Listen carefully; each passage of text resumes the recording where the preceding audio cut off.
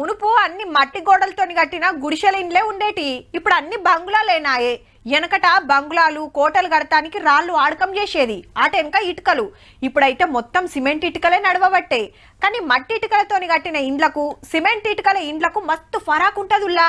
ఇప్పుడు గిమ్ముచ్చట ఎందుకంటే ఒకళ్ళు మట్టి పోస్తున్నారు, ఇంకోళ్ళు మిషన్ ఒత్తుతున్నారు, ఇంకోళ్ళేమో తీసుకుపోయి ఎండలు ఆరబెడుతున్నారు. ఏంటి కావచ్చు అంటారా? మట్టితోని ఇటుకలు తయారు చేస్తున్నారు. అట్లా నీళ్ళంతా పబ్లిక్ కాదుల్లో భద్రాద్రి కొత్తగూడెం జిల్లా ఆఫీసర్లు పోయిన ఐతారం సండే బ్రిక్స్ ఛాలెంజ్ అని చాలు చేసిండు కదా collector Jitesh B Patil sir. అగో గదే ట్రైనింగ్ నడుస్తుంది అన్నట్టు. మట్టితోని ఇటుకలు తయారు చేస్తే ఎంత ఫాయిదా ఉంటుందో అందరికి ఎరక చేసే కార్యం ఇది. ఆల్రెడీ సర్కార్ కట్టే గోడలు బంగ్లాలకి ఇవే ఇటుకలు ఆడకం చేస్తున్నారు. బ్రిక్స్ వాడినప్పుడు కొంత అంటే ఎక్కువ ఖర్చు ఉంటుంది, అట్లాగే మెటీరియల్ కాంపోనెంట్ పరంగా కూడా ఉంటుంది. సార్ ఆలోచించింది ఏంటంటే ఇందులో కూడా మనం వేస్ట్ కాంపోనెంట్ ఎక్కువ ఉండే విధంగా, తర్వాత పర్యావరణ హితంగా ఉండటానికి మట్టి ఇటుకలు ఉపయోగపడతాయని చెప్పేసి ఉపాధి పనుల సుత పెట్టించే ఉపాయం చేస్తుర్రట. ఇక మట్టి ఎట్లా కలపాలి, ఎంత తీసుకోవాలి అని పెద్ద ఆఫీసర్లు చెప్తుంటే వీళ్ళు చేసుకుంటా పోతుర్రు.